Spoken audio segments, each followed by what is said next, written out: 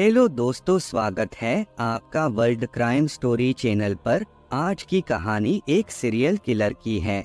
Serial killer की कहानी खौफनाक घटनाओं से भरी हुई होती है।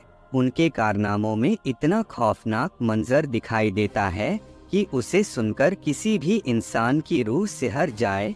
आज हम आपको ऐसे ही एक सीरियल किलर की कहानी बताने जा रहे हैं, जिसे सुनने के बाद आपके दिमाग में क्राइम की अब तक की सबसे बड़ी घटना सामने उभर आएगी। इंसानी मांस को भी बर्गर में डालकर वह बेचता रहा, खासकर लड़कियों के मांस को बर्गर में डालकर ज्यादा बेच रहा था।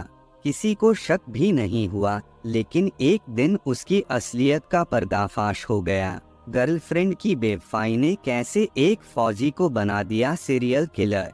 इस कहानी में हम आपको बताएंगे सीरियल किलर जोसेफ रॉय मैथेनी की पूरी कहानी। तो क्या है पूरी कहानी जानने के लिए वीडियो को पूरा देखें। और अभी तक आपने हमारी चैनल को सब्सक्राइब नहीं किया तो सब्सक्राइब कर दीजिए। ये कहानी अमेरिका की है।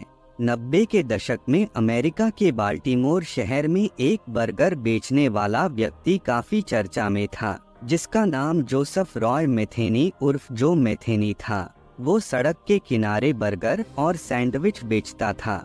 लोगों को जो मैथेनी के सैंडविच और बर्गर का स्वाद इतना अच्छा लगा कि इसके बर्गर की डिमांड काफी दूर दूर तक होने लगी। बर्गर के दीवाने जो मैथेनी से बर्गर की रेसिपी पूछते थे, लेकिन उसने कभी किसी को कुछ नहीं बताया। जिस बर्गर की चर्चा पूरे शहर में थी और जिसका स्वाद लोगों की जुबान पर चढ़ा हुआ था, दरअसल उसके सच के बारे में किसी को पता नहीं चल पाया कि जोसेफ मैथेनी नॉनवेज बर्गर में लड़कियों के मांस की टिक्की बनाकर डाल रहा था। लोगों को यह पता ही नहीं लगा कि जिस बर्गर को वह स्वाद और चटकारे ले लेकर खा रहे हैं, दरअसल उसमें किसी जानवर का नहीं बल्कि इंसान का मांस है। जो मैथेनी की हाइट 6 फुट 1 इंच थी और वजन 150 किलो था। वह बेहद हट्टा कट्टा भारी भरकम व्यक्ति था। जो मैथेनी ने कुछ दिन पहले ही यहाँ बर्गर और सैंडविच का स्टॉल लगाना शुरू किया था और चंद दिनों में ही उसके बर्गर ने पूरे शहर में अपनी एक अलग पहचान बना ली थी।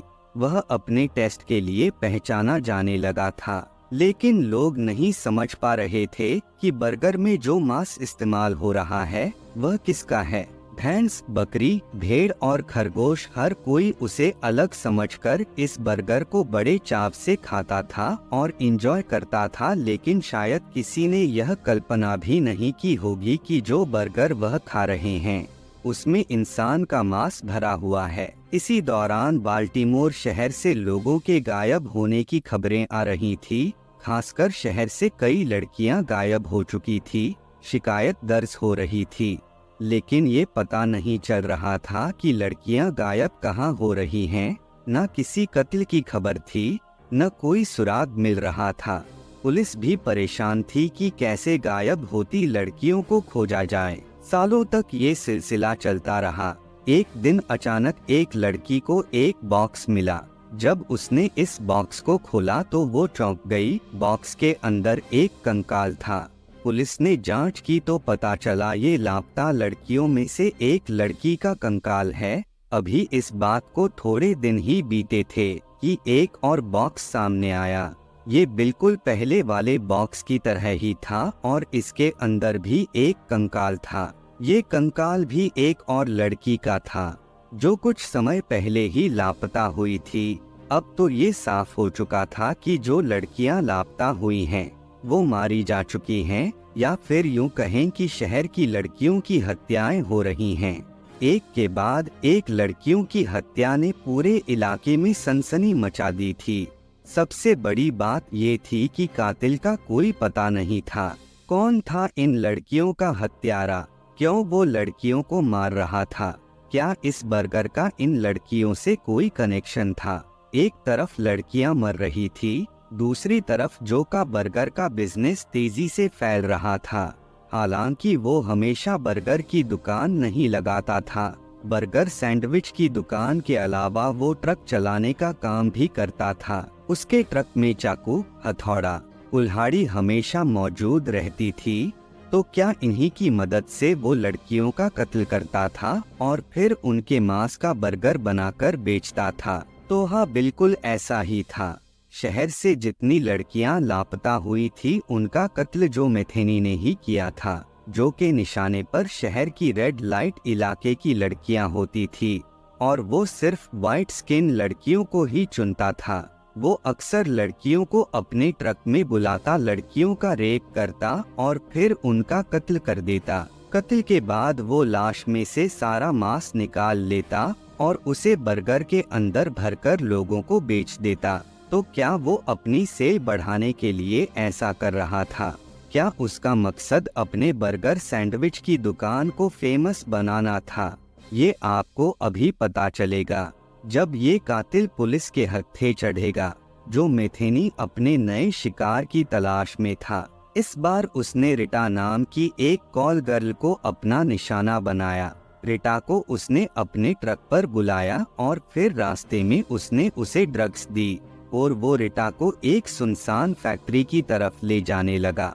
रिटा को ये सब बेहद अजीब लगा। वो कॉल गर्ल थी, लेकिन इस तरह से उसके साथ पहले कभी नहीं हुआ था।